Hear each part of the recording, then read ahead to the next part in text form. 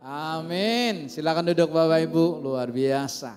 Puji Tuhan, saudara betapa luar biasanya kalau setiap hari saudara kita nyanyi, ku menang, wow keren ya. Ya, dalam nama Yesus, ada kemenangan. Kayaknya udah lama kita nggak nyanyi ya. Betul nggak? Udah lama kita nggak nyanyi, kita nyanyi yang gini. Allah mengerti, Allah peduli. Kayaknya saudara punya pergumulan paling berat di dunia ini. Coba kalau saudara nyanyi tadi, masih ingat nggak pergumulan saudara? Enggak kan? Mestinya seperti itu. Betul nggak Bu Esther? Mestinya begitu. Lagi punya masalah nyanyi, ku menang bersama Yesus Tuhan. Itulah status kita. Itulah status kita. Cuman kita ini nggak sadar saudara, itu persoalannya.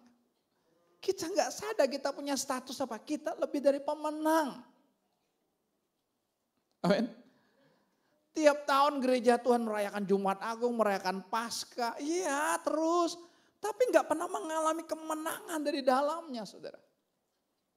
2000 tahun yang lalu Tuhan berkata dalam Yohanes 19 ayat 30, it is done, it is finished, sudah selesai. Jadi apapun yang kita hadapi Bapak Ibu, nggak ada persoalan. Kenapa? Statusnya sudah selesai. Sebenarnya enak loh saudara. Cukup kita sadar, waduh statusnya sudah selesai.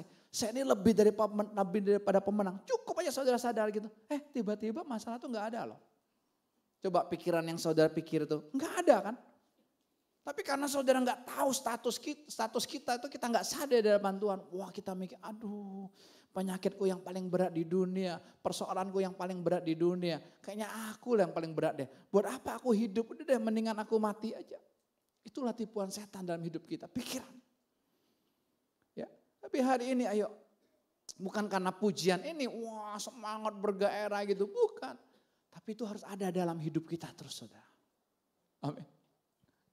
Itu status kita lebih daripada pemenang. Tapi coba realnya kita lihat dalam hidup kita. Kok kita kalah terus ya? Kita masih ada sakit hati, kita masih ada curiga, kita masih ada kompetisi satu dengan yang lain. Kita masih ada tersinggung kalau orang tuh gak lihat muka kita. Orang tuh salaman gak lihat muka kita tersinggung. Itu kan berarti kita belum merdeka, belum menang. Betul gak? Harusnya hidup kita tidak tergantung dengan apapun dan siapapun enggak. Tuh. Kalau kita tahu status kita lebih daripada pemenang saudara. Kita tahu status kita sudah selesai. Kita tahu status kita kaya raya. Saudara kira-kira sombong enggak? Ingat kalau dengar kata sombong, Pak kan negatif. Bukan. Paulus tuh bermegah dalam kelemahannya. Dia bermegah dalam kelemahannya. Dia bisa tulis dalam 1 Korintus 1 dikatakan apa? Tuhan pilih orang-orang yang bodoh bagi dunia ini untuk mempermalukan hikmat dunia. Itu. Karena orang bodoh itu gampang untuk menyerap apa yang Tuhan kasih buat dia. Dia serap habis. Masalahnya saya bodoh, mau pinter. Itu persoalannya. Kita ini bodoh. Bodoh bukan hal intelektual, bukan. Sebenarnya bodoh tuh ya polos, anak-anak kan polos. Coba lihat anak-anak nyanyi tadi. Mereka polos kan. Apalagi Henok. Nok. Ya dia saya lihatin matanya lihat kanan terus gerakannya gimana. Jadi gak malu. Coba kita orang dewasa. Ngintip-ngintipnya malu kan. Ya enggak dia lihat dulu gerakan kokonya gimana ya. Oh gini, begini. Coba. Ini Tuhan kasih demonstrasi loh. Lewat anak-anak ini. Itulah yang Tuhan mau. Ya. Coba lihat anak-anak ya, Henok berantem sama Kokoa. Habis itu dia main lagi berdua kan. Mbaknya bikin, ini anak ini baru aja berantem. Kok bisa begini ya? Itulah anak-anak. Kita tuh masih gitu. Saudara. Kita bisa ada kelas satu dengan lain. Tapi seperti anak, udah yang kemarin udah gak ada lagi ya. Ayo yang hari ini. Yang kemarin kita ingetin ya. Anak-anak orang apa? Benci terus sama orang tuanya. Kesel sama papa mama. Gak dikasih main handphone, liburan. Ya. Katanya ku menang. Tapi apa? Handphone yang mengikat engkau. Terikat dengan game. Terikat dengan gadget. Ya, terikat dengan terus. Ya, menantu benci sama mertua. Gak mau kunjungi pokoknya. Ya, tapi waktu anaknya mau. Itu kan. Kenapa? Kebencian. Ini ada satu cerita yang unik saudara. Ya, seorang menantu yang kesel sama mertuanya. Ini orang Amerika, saudara. Tapi ya udahlah ajak mamanya jalan-jalan gitu. Jadi dia suami istri, saudara, anggap aja namanya Frank. Ya, orang Amerika, saudara. Dia ajak mamanya ini pergi ke Israel. Saudara, udah sakit-sakitan tapi udah nyenangin orang tua lah, saudara gitu. Ya, namanya anak menantu kan udah diberkati, oke, saudara. Saudara, tiba-tiba saudara waktu sampai di Israel 2-3 hari, saudara, mamanya ini serangan jantung. Mati. Namanya serangan jantung. Serangan jantung kan gak tahu waktunya kan. Sekali nyerang itu, wah begitu cepatnya kan, mati, saudara. Wah, dia bingung ya, ini mau dikuburin di Israel atau bawa pulang ke Amerika? Lalu dia datang dong ke kedutaan besar kan, dia tanya, kira-kira kalau ke Amerika bawa pulang mayat berapa ribu dolar? Disebutlah segini, gede pokoknya gitu. Kalau nanamnya di Israel berapa? Murah. Taruh deh $150 di Israel. Lalu kalau bawa pulang ke Amerika kurang lebih $10.000. Jadi jauh jaraknya kan. Waduh. Tadinya dipikir ya udahlah ngirit lah mau tanam ke Israel. Cuman dia ingat, saudara. Dia ingat gini. 2000 tahun yang lalu ada satu pribadi yang dikubur hari Jumat. Hari Minggunya bangkit. Jadi dia takut kalau tanam di Israel. 3 hari kemudian mertuanya bangkit. Yang enggak udah nanti tanya ya. Dia rela bayar $10.000 untuk bawa pulang mertuanya ke Amerika dikuburkan. Karena dia takut mertuanya bangkit lagi. Ini cuma joke aja, jangan serius, saudara. Kalau sesuatu jangan serius. Itu karena kebencian. Mendingan gua keluarin $10.000, nggak apa-apa. Yang penting dia jangan bangkit lagi. Kalau dia bangkit ini rese mertua. Nah, itu apa? Itu katanya aku menang. Mana menang? Itu enggak menang namanya. Masih menyimpan. Kita ini mesti menang dalam segala hal. Betul enggak? Masih banyak budaya-budaya mengikat kita loh. Coba masing-masing suku deh, masih banyak. Mulai dari lahir gitu ya. Mau nikahkan anak sangjit. Ada apa? Ada uang susu. Saya protes nanti ya kalau ada uang susu. Uang keringatnya mana? Uang susu kan cuma mamanya. Yang kerja bapaknya loh. Dia bisa besar begini, ya betul enggak? Bapaknya yang kerja kan. Kecuali single parents gitu ya. Tapi kan bapaknya masih ada. Enggak ada uang keringat. Cuman ada uang susu. Nanti kalau udah hamil 7 bulan, dimandiin lagi. Itu coba lihat. Berarti kan enggak? Kita enggak sadar, kita pikir itu biasa semua. Tapi tahu enggak? Itulah tipuan setan yang membuat kita tidak bisa menikmati kemenangan yang Tuhan sudah berikan buat kita. Kita enggak bisa nikmati. Karena terus terjebak itu kan. Saudara lihat coba di Indonesia.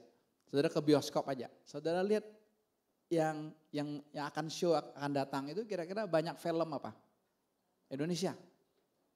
Setan. Pocong. Bangkit dari kubur. Yang masih baru kemarin apa? Kawin sama arwah. Ada loh.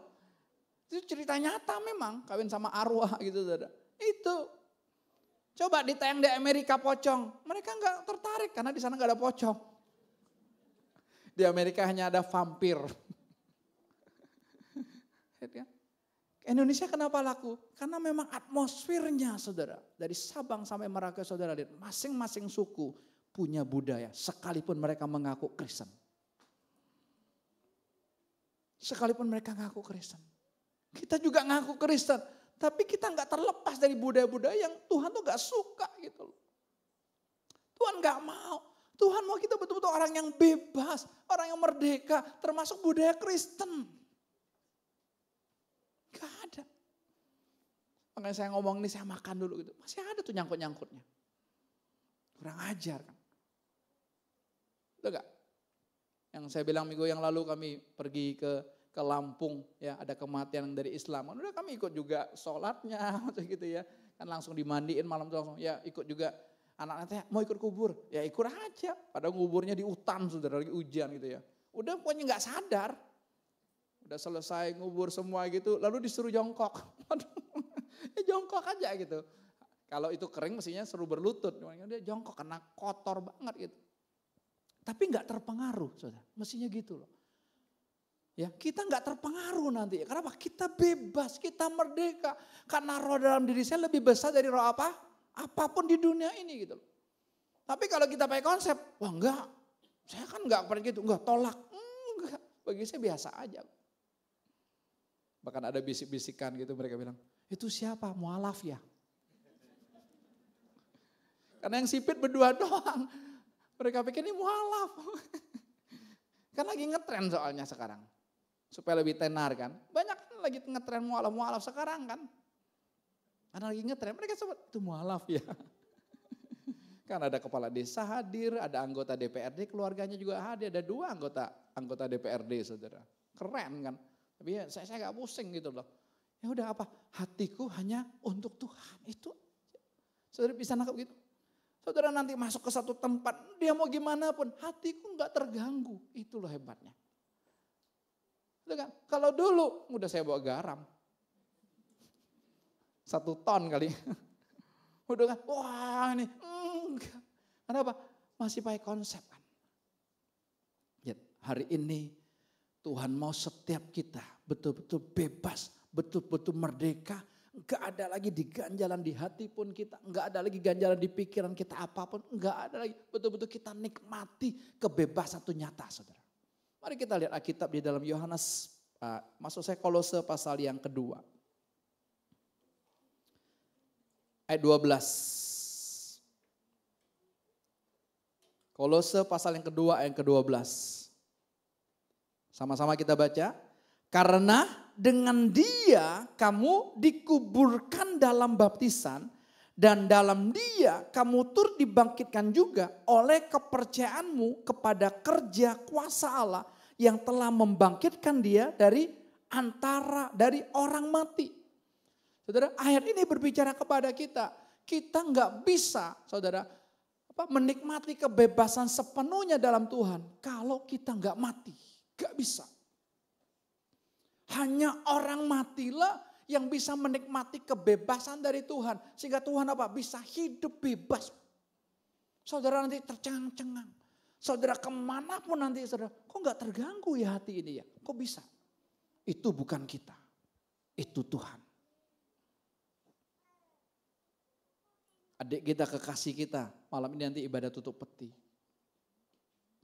Tapi saudara tahu, 1 jam hari Jumat sebelum dia meninggal. Istri saya lihat dia saudara, sebelum meninggal aja dia sudah menari di hadapan Tuhan. Hebat. Udah saya gak melanjutkan malam ini, saya mau lanjutkan nanti. Karena bagi saya, wow. Saya keberkatan lewat hidup anak ini. Hebat ya. Jadi kita bukan sedih, tapi wah. Tuhan itu kalau demonstrasi, saudara masih lihat sekitar kita. Itu apa? Semuanya buat masing-masing kita. Ya kan? Jelas ketika kita ambil keputusan mati, kita bukan hanya mati, dikatakan apa? Oleh kepercayaanmu kepada kerja kuasa Allah yang telah membangkitkan dia dari antara orang mati. Ada kuasa kebangkitan yang bekerja dalam hidup kita. Ada itu. Kalau tidak ada berarti ada sesuatu yang gak beres di hati kita. Akunya masih hidup. Makanya kalau aku masih hidup pikiran kita masih melayang-layang. Seseorang berkata kepada saya, Tuhan tegur dia. Kenapa? Karena dia berselingkuh dengan pikirannya. Waktu apa? Waktu hubungan seks. Dari ini kita masih sadar. Mikirnya bukan yang jorok-jorok loh, bukan mikir pria lain, wanita lain, enggak. Mikirnya besok masak apa? Besok masak apa? Lagi hubungan seks. Tuhan bilang kamu selingkuh. Lihat. Bisa melihat itu? Wah, saya bilang Tuhan, betapa banyak perselingkuhan-perselingkuhan yang ada dalam pikiran kita. Banyak sekali. Tapi hari ini kita buka hati biar dia terobos dengan kuasanya. Kita nggak bisa juga berusaha kok biar dia terobos. Nanti saudara, kok hilang ya? Kok nggak ada lagi pikiran apapun ya? Kok bisa menikmati sepenuhnya ya? Karena hubungan suami istri itu kan hubungan Kristus sama jemaat. Oke, kita lanjut ayat 13. Sama-sama lagi kita baca yuk. Kamu juga meskipun dahulu mati oleh pelanggaranmu dan oleh karena tidak disunat secara lahiriah, telah dihidupkan Allah bersama-sama dengan Dia sesudah Ia mengampuni segala pelanggaran kita. Perhatikan. Alkitab mengingatkan kepada kita, saudara, mereka-mereka yang tidak disunat secara lahiriah, saudara, mereka nggak bisa masuk dalam komunitas Yahudi. Kenapa? Itu syarat mutlak. Sama kan dengan agama-agama yang ada saat ini kan. Kekristenan juga sama. Mesti harus begini, mesti harus begini, mesti harus begini, saudara. Ada sepasang anak muda datang, Om nanti kami mau menikah gini ya. Gampang saya bilang. Maksudnya gampang nggak kayak dulu. Stres kepala BPN-nya. Ya, 6 bulan. Sebulan puasa dulu ya. Puasa dulu. Ya puasa pokoknya betul nggak boleh ketemu. Kalau ketemu di gereja habis itu pulang. Nggak boleh WA-WAan, nggak boleh. Untuk apa? Menguji betul nggak ini dari Tuhan. Lihat. Ada juga yang putus ya. Ya, kita singkirkan cinta dari anak-anak muda ini. Kita buang itu semua. Ini loh ada aturannya gereja. Ya. Udah lulus 6 bulan baru, saudara. Bahkan gereja-gereja tertentu saudara tahu ya, pemberkatan nikah itu ada biayanya loh. Lumayan gede saya pernah baca. Ini gini. Waduh, stres anak-anak muda. Bilang gampang. Saya ngomong aja gampang gitu. Ternyata dia menyambut mau ini. Kenapa? Hatinya polos. Dia nggak mau yang ribet-ribet. Kita kan yang bikin ribet. Aturan yang bikin ribet, saudara. Tuhan tuh simple. Bilang sama-sama Tuhan tuh simple. Kita bikin ribet rasanya keren. Enggak. Percintaan tuh kan gak ribet. Tanya, calon suamimu kerjanya apa? Gajinya berapa? Rumahnya udah ada belum? Mobilnya udah ada belum? Hilang itu cintanya. Ya mau punya rumah sekarang Vin susah ya. Kecuali warisan orang tua ya. Rumah sekarang paling murahnya 1 M. Udah kecil ya 3 kali berapa? 1 M. Aduh gimana? Gaji 5 juta. UMR. Saya bukan bikin anak-anak muda pesimis. Enggak. Saya percaya anak-anak muda di sini kalau engkau hidup dalam percintaan dengan Tuhan. Ya, engkau bukan punya pacar mengisi kekosongan hatimu. Beres semua kok. Coba ingat dulu Zakaria dulu menikah, udah punya rumah. Ya? Enggak ada. Masih ngontrakan. Coba. Kami juga sama kok. Ngontrak dulu saudara. Enggak langsung. Tapi ya sudahlah. Hidup dalam percintaan. Tuhan nanti yang ngerjain. Sampai saat ini saya bilang ini Tuhan kok. Enggak ada jeripaya saya, enggak ada. Ingat itu. Itulah bentuk cinta Tuhan dalam hidup saya. Lanjut ayat 14. 14-15 kita baca sama-sama. Dengan menghapuskan surat hutang yang oleh ketentuan-ketentuan hukum mendakwa dan mengancam kita. Dan itu ditiadakannya dengan memakukannya pada kayu salib. Perhatikan dengar. Semua dosa-dosa kita yang kemarin saudara. Yang kemarin dan seterusnya saudara. Bahkan dari kita lahir sudah diselesaikan. Cuman manusialah yang ketipu saudara. Ketika orang tua kita berbuat salah kita hakimi dia sampai dia mati. Aku gak mau seperti papa, aku gak mau seperti mama. Kita menghakimi dia. Ukuran yang kamu pakai untuk menghakimi orang lain dipadatkan kepadamu adalah terjadi bisa double, bisa triple sama kita. Ngeri. Nah, saya bilang, wah gak bisa. Papa mama kita boleh salah, mertua kita boleh salah. Saudara, Yesus aja mengampuni, apalagi kita. Itu sikap hati seperti itu. Tuhan menyalibkan gak ada lagi. Sebenarnya kita tuh udah gak ada lagi main kutuk-kutuk gitu ya. Gak ada lagi harusnya apa? Kita merdeka. Cuma karena kita gak menyambut kemerdekaan itu. Ya kutuk penyakit lah. Kutuk kemiskinan lah. Kutuk perceraian lah. Saudara masih ada kan hal-hal gitu. Harusnya kan gak ada. Enggak ada itu. Karena Tuhan bilang sudah selesai. Apapun yang terjadi dalam hidup kita, kalau sudah selesai, ya sudah selesai. Coba kita lihat ayat 15-nya. Ia telah melucuti pemerintah-pemerintah dan penguasa-penguasa dan menjadikan mereka tontonan umum dalam kemenangannya atas mereka. Iblis pikir Yesus disalibkan, Yesus kalah. Saudara tahu enggak? Di kehidupan kita ketika kita mulai penyakit, kelihatannya kita kalah. Itu di lahirianya. Tapi saudara tahu di alam rohnya, kita berkemenangan. Ada seseorang baru aja dioperasi saudara. Wah, Tuhan gencar sama dia, ngomongnya banyak banget. Bus. Keren saya bilang. Saya gak mau tahanin, biarin aja. Kita pun pernah mengalami percintaan gitu. Wah, gak pernah berhenti-berhenti. Ada terus yang Tuhan ajarkan. Tapi kenapa sekarang berhenti? Karena kita mulai sadar. Saya mulai sadar. Waktu saya gak sadar, gak ada takutnya. Mayat aja dalam nama Yesus ya bangkit. Tapi mulai sadar, gak bangkit ya. Orang sakit sembuh. Jadi mati ya. Mulai sadar, kan gak ada urusannya kita mati hidup ya. Bukan urusan kita kok. Urusan kita apa? Praktek melangkah. Kan ketika Yesus salib, Lucifer pikir menang.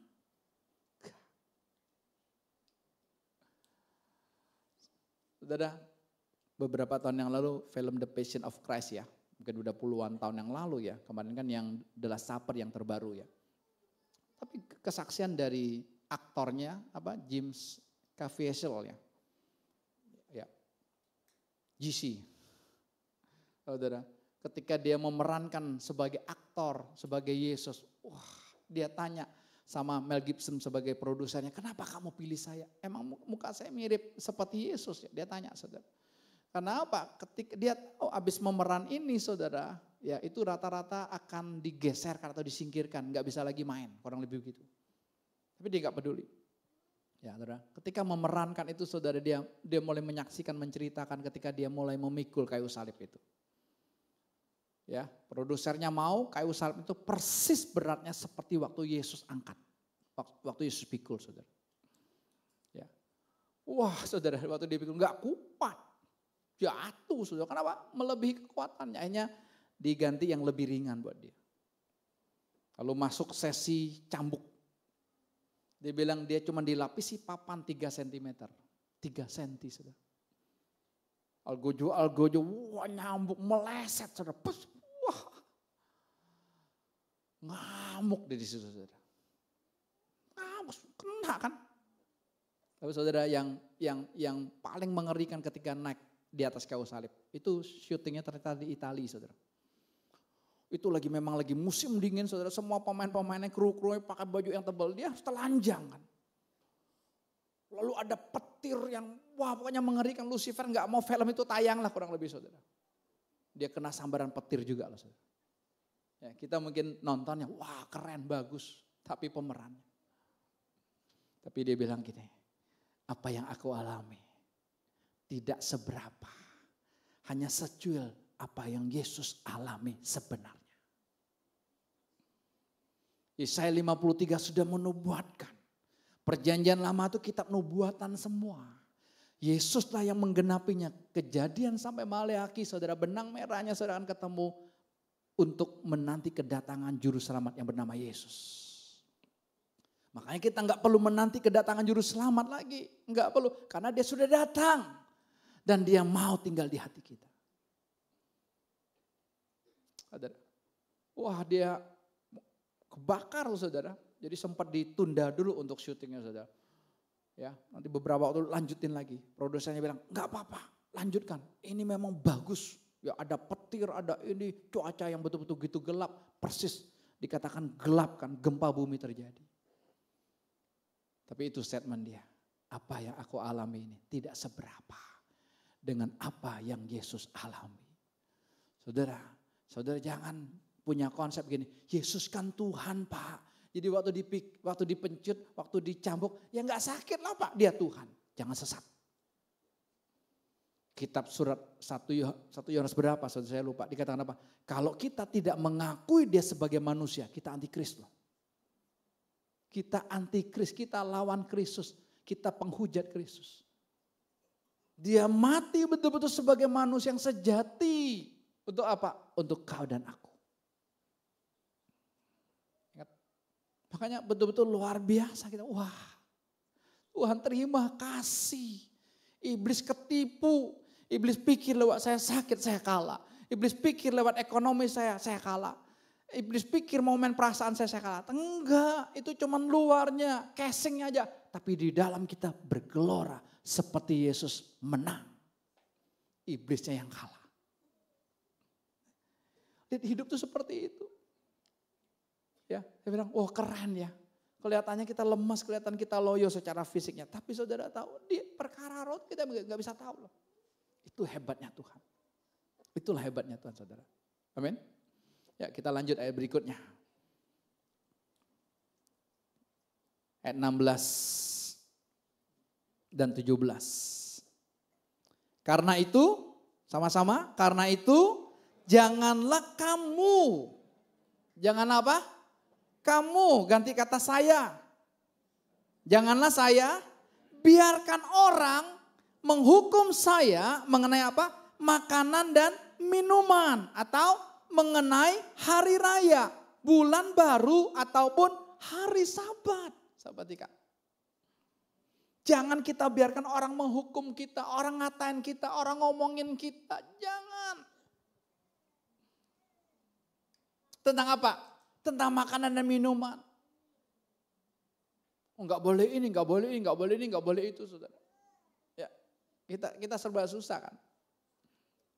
Orang yang makannya sayur aja, vegan gitu ya, saudara. Itu kenanya nanti asam urat. Ya. Ada yang makan daging terus kenanya kolesterol. Ya kalau kita fokusnya cuma gitu, saudara. Enggak makan yang secukupnya. Apalagi mengenai hari raya. Nah ini kan sama kita. Kekristenan kan juga banyak hari raya, saudara. Betul nggak? Hari ini disebut Paskah. Kenapa disebut Paskah? Untuk memperingati orang Israel yang keluar dari Mesir itu loh. Tuhan pakai hati Firaun yang keras itu dikeraskan lagi untuk gak boleh keluar. Oke, Tuhan aku kan mukjizat demi mukjizat. Dari pertama, kedua terus gak tobat-tobat juga. Yang terakhir yang ke-10 adalah apa? Anak sulung mati. Ketika anak sulung saudara disampaikan bahwa apa? Orang-orang harus mengoleskan darah anak domba itu di palang pintu mereka. Yang gak taat, anak sulungnya mati. Yang taat dia oles, saudara. Malam itu alam maut lewat. Setiap anak sulung mati. Ada kucing sulung pun mati. Semua yang sulung. Jadi di satu rumah bisa lebih dari satu orang yang mati. Kalau suami sulung, ya istrinya sulung mati. Saya nggak mati, saya bungsu. Yang mati dia. Sama Deborah. Kita aman yang cowok bertiga. Kalau zaman itu, jangan curiga. Kalau zaman itu, sepilah kami bertiga. Karena nggak ada yang masak, nggak ada yang nyuci lagi, mati. Tapi kalau malaikat maut itu lewat, saudara, karena mereka ada tanda darah itu, mereka mau lihat tanda darah itu, saudara. Mereka di dalam rumah, khususnya yang anak-anak sulung, saudara, mereka akan teriak apa? Pasyah. Apa artinya Pasyah? Apa artinya Paskah? Maut sudah berlalu, maut sudah lewat. Makanya di perjanjian baru sebelum Yesus mati masih dirayakan. Tapi waktu Yesus sudah mati, sudah selesai.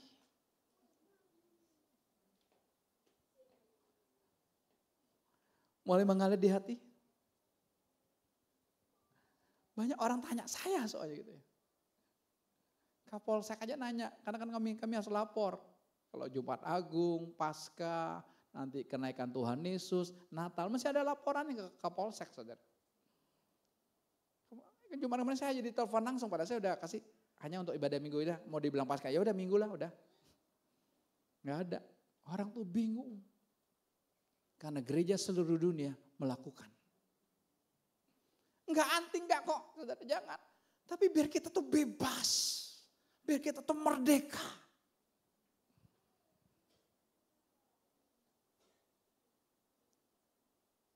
Bulan baru, tahun baru. Saudara, enggak ada, setiap hari kita hari baru. Tuhan bilang apa? Kasih setiaku selalu baru setiap hari. Itu yang kita nikmati. Masa saudara bangga setahun sekali orang ucapin selamat buat saudara. Happy birthday ya, selamat ya. Apalagi orang tuh gak pernah ketemu saudara. Saudara diucapin selamat. Loh, dia gak pernah ketemu saya, dia ucapin selamat. Kok bangga? Setiap 1 tahun sekali loh. Maksudnya ke setiap hari kita selamat. Ayo kita menikmati kebebasan ini. Kalau enggak, waduh kita capek. Saya sebenarnya tuh dari kecil sebelum kenal Tuhan pun Tuhan udah kasih signal. Budaya itu enggak beres, saudara. Saya kan ngikutin tradisi kan. Tapi satu kali ketika saya umur 13 tahun. Waktu zaman Cengbeng. Cengbeng itu tanggal 5 April kan paling terakhirnya. Jadi mulai 5 Maret itu boleh sembahyang. Sampai 5 April itu terakhir. Ya. Saya mau datang kan. Biasa gitu kan anak 13 tahun. Tapi papa saya bilang gini, enggak boleh kamu. Show kamu ini ciong nanti ke sana. Saya pikir apa hubungannya? Dari situ saya mulai, apa hubungannya? Gak ada hubungannya kan. Kok saya mau datang kok. Soal usia, lalu soal show, kok bisa bertentangan? Lihat. Saya bilang, iya ya Tuhan tuh udah ajarin sebenarnya itu. Tapi kita kan tetap, kenapa? Nikmati.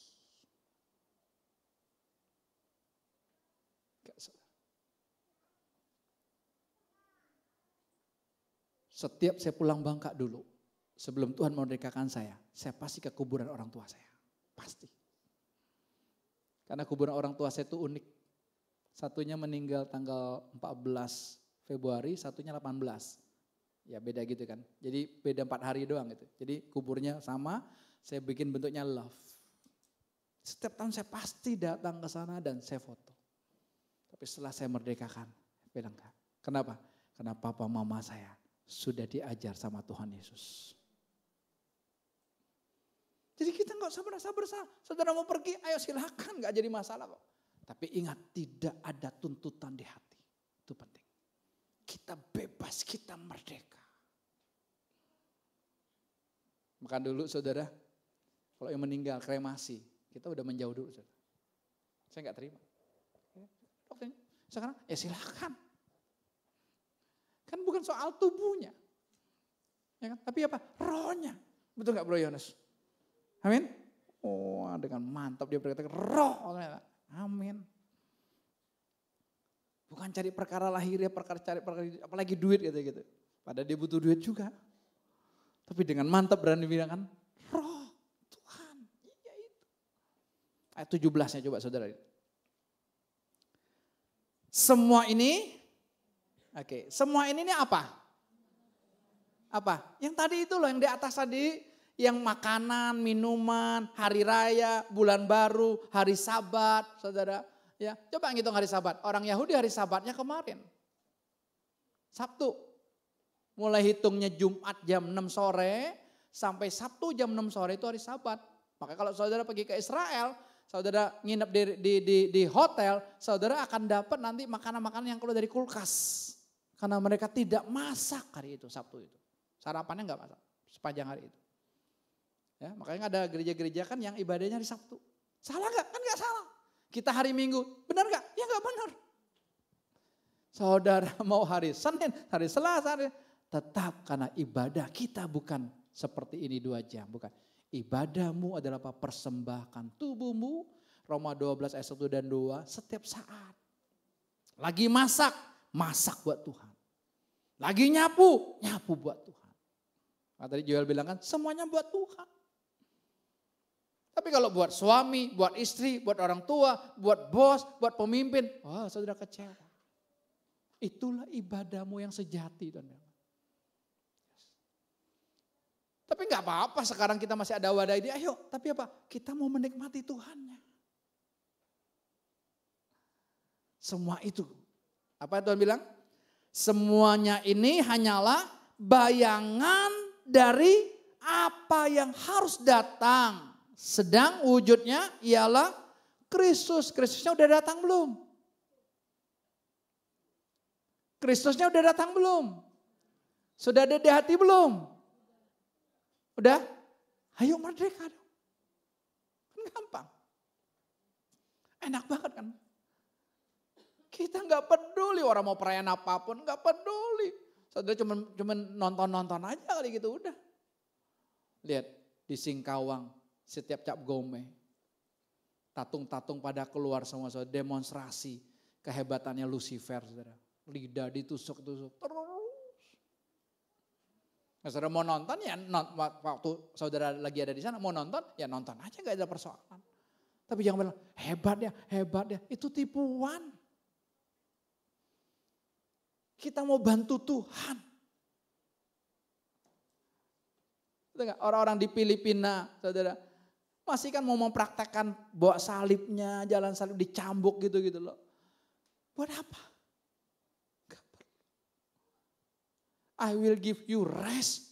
Aku mau kasih kamu sentosa, aku mau kasih kamu nikmatan. Tapi apa? Kita mau mengulangi apa yang sudah Yesus lakukan. Kita mau mempraktekkan, ya nggak bisa.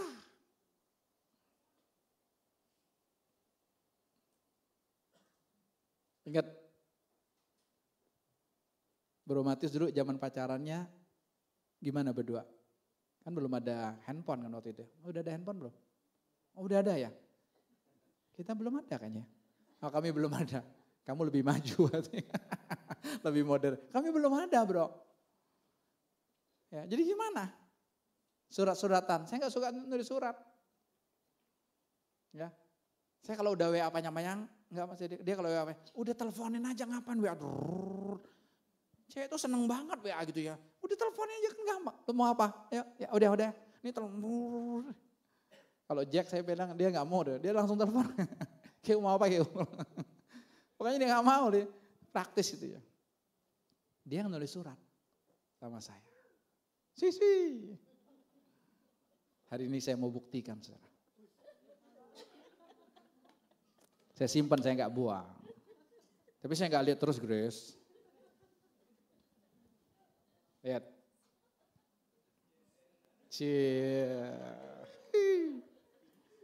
Saya baca ya. Ada fotonya lagi. 28 tahun. Is the best ya. Mat ulang tahun ya kok. Di usia yang semakin uzur ini. 28 tahun dia bilang uzur. Sekarang gimana itu? Semoga Koato tetap semangat melayani Tuhan. Dan semakin sayang sama gue. Keep serve him. Ini masih panjang nih kalau saya tuliskan. Wah, dia senang gini-gini saudara. Dia bikin sendiri. Ada lagi yang dari koran-koran yang dia bakar. Gitu. Zamannya kita dulu. Gitu. Saya waktu terima ini senang. Wah, hard kan? Wah. Berbunga-bunga hatiku terima di ulang tahun yang ke-28. Berarti tahun berapa itu? 98 kan masih pacaran kan. Kami menikah tahun 99. Wah, pulang saya baca lagi saudara. Saya berulang-ulang saya baca, saya senyum sendiri. Ulang tahun adalah sebuah batu pijakan di sepanjang bukit kehidupan. Saya baca nggak nama-nama nih. Kalau nggak baca nanti silakan ya. Sebuah tempat yang sangat istimewa untuk berhenti dan merenung, untuk melihat ke belakang kepada waktu yang udah berlalu, mengingat segala yang hilang, karena waktu menghidupkan semua kenangan. Senyum kebahagiaan air mata, lalu tinggalkan pemandangan itu. Dan sekali lagi, mulailah kembali pendakianmu. Dengan berharap tahun yang akan datang akan lebih indah dari sebelumnya. Cie. Dia ketawa sendiri. Dia enggak ingat, enggak tahu. Tapi saya tahu dari cinta. Kan suka-suka saya. Sudah 20 tahun 98, berarti sekarang sudah 27 tahun ya. Kan kami menikah sudah 26 tahun, jalan ke 27 saudara. Ya, waktu pacaran kan saya masih baca, senang. 1 tahun masih, tapi sudah menikah, udah saya simpan aja. Betul kan? Kenapa? Wujudnya sudah ada. Saya nggak perlu lagi baca tulisannya yang puitis itu, nggak perlu lagi, wujudnya sudah ada. Saya tinggal apa? Menikmatinya. Bisa lihat kita gambaran dengan Tuhan. Yuk, kita dikasih anugerah. Ingat 6 tahun ini kita dikasih anugerah. Kok Sang Cinta mau memperkenalkan dirinya buat kita. Dia mau masuk di hati kita masing-masing. Karena dia tahu kalau nggak ada dia, habis hidup kita. Habis. Hancur hidup kita. Tapi kan kita kata dia udah masuk, kita nggak mau nikmati, kita nggak mau bergaul. Dia mau gauli kita, dia mau nikmati kita juga. Tapi kita sibuk dengan hal-hal yang luar. Kita masih cari. Perayaan sana, perayaan sini. Kita masih cari hiburan luar. Saya nggak perlu cari lagi. Ini saya simpan aja. Cuman tadi pagi saya ingat aja. Udah saya buat deh. Nggak tahu bisa ambil nggak gitu ya. Kan ngikutin aja Tuhan maunya apa. Ternyata Tuhan buatnya ini. Untuk apa? Kita betul-betul merdeka. Karena Kristus wujudnya sudah hadir. Hidup kita ini paling enak dibandingkan dengan Daud.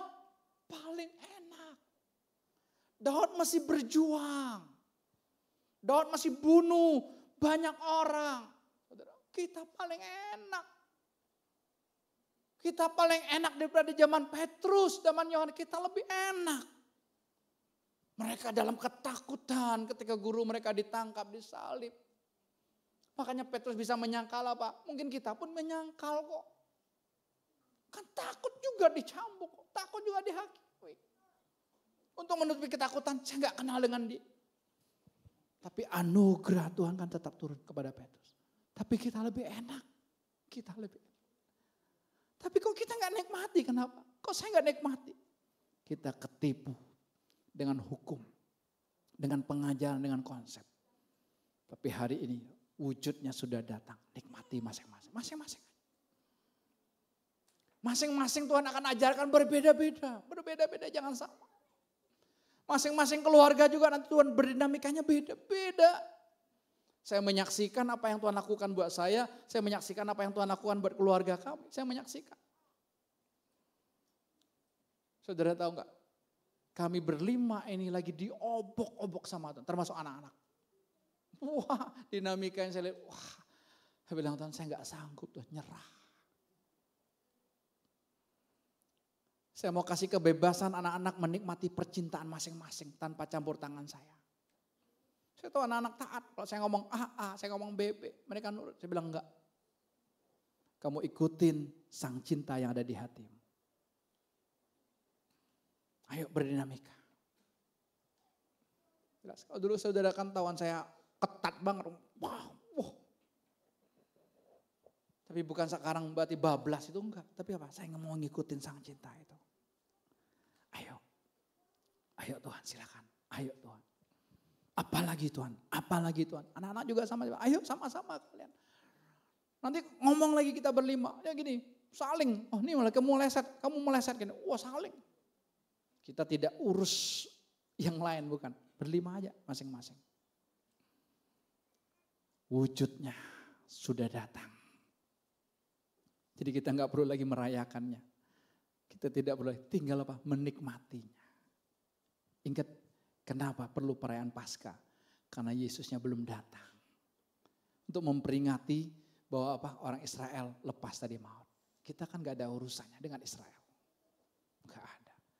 Kita kekasih Tuhan yang luar biasa.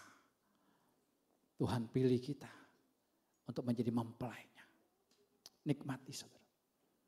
Saudara kalau sempat malam ini hadir di ibadah tutup peti, saudara lihat jasadnya Kimi. Saudara, wah. Ada iri di hati. Dia udah ketemu Yesus, saya belum. Enak kan? Kan sama. Mau mati usia muda, usia tua, sama kok. Yang penting ketemu gak sama Yesusnya. Itu aja kan. Kalau kita gak ketemu dengan Yesus, ya percuma matinya 100 tahun. Kan gak ada gunanya. Umur panjang. Pokoknya perayaan umur panjangnya. Umur terus panjang. Terus pada dia udah menderita, dia udah stres. Tapi kita suruh panjang terus.